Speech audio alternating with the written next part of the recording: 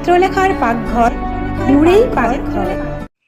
নমস্কাৰ, আজি মই মোৰ চিত্ৰলেখা পাকঘৰত লৈ আহিছোঁ এটা সুন্দৰ ৰেচিপি, সকলোৰে প্ৰিয় পোলাও।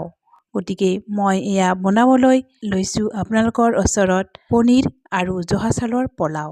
গতিকে আহকচোন মইনো কেনেকৈ বনাইছোঁ আপোনালোকৰ ওচৰত দেখাওঁ। প্ৰথমতে এয়া মই কেৰাহীত তেল গৰম হ'বলৈ দি দিছোঁ আৰু তেলটো গৰম হোৱাৰ পিছত মই ইয়াত পনীৰখিনি অলপ ভাজি ল'ম।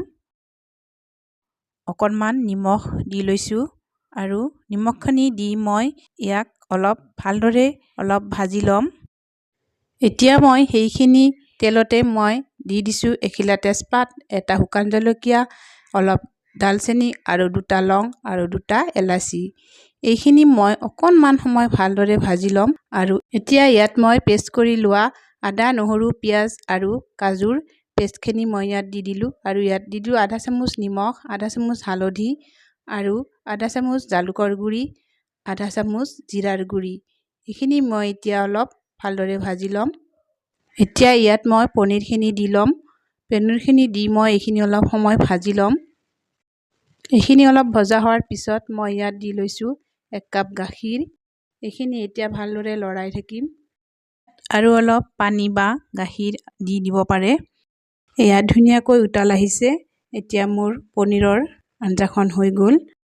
আপোনালোকে ইয়াতে অলপ কচুৰি মিঠিও দি দিব পাৰে। মোৰ নাছিল কাৰণে মই দিয়া নাই। এয়া ধুনীয়াকৈ মোৰ পনীৰখন হৈ গ'ল। এতিয়া মই পোলাওৰ কাৰণে এটা ডাঙৰ কুকাৰ লৈ লৈছোঁ। ইয়াত প্ৰথমতে মই অলপ ৰিফাইন তেল দি লৈছোঁ। তেলখিনি গৰম হোৱাত মই ইয়াত গৰম মছলাখিনি মই দি ল'লোঁ। ইয়াৰ পিছত মই তেজপাত এখিলা আৰু শুকান জলকীয়া এটাও লগত দি দিছোঁ। আৰু এতিয়া মই পেষ্টখিনি অকণমান সময় ভাজি থাকিম। পেষ্টখিনি ৰঙা হোৱালৈ মই ভাজিম। এয়া ৰঙা হৈ উঠিলে পেষ্টখিনি, এতিয়া মই ইয়াত কাটি লোৱা সৰু সৰুকৈ বিন অলপ দি দিলোঁ আৰু কাজু, খিচমিচ এইখিনিও মই দি অকণমান সময় ভাজি ল'ম।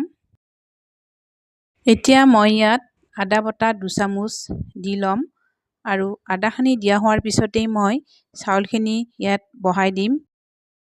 চাউলখিনি দি উঠি মই এইখিনি সময় অলপ 5 মিনিট ভাজি থাকিম। 5 মিনিটমান ভাজা হোৱাৰ পিছত ইয়াত মই জোখমতে ডাঙৰ বাতিৰে 2 বাতি পানী দি ল'ম। পানীখিনি দিয়া হোৱাৰ পিছত মই ঢাকনখন লগাই এটা হুইছেল যোৱাৰ পিছত নমাই থ'ম। এতিয়া মই কুকাৰৰ ঢাকনখন গুচাই ল'লোঁ আৰু এয়া দেখিছেনে কি ধুনীয়া হৈছে মোৰ পোলাওখিনি।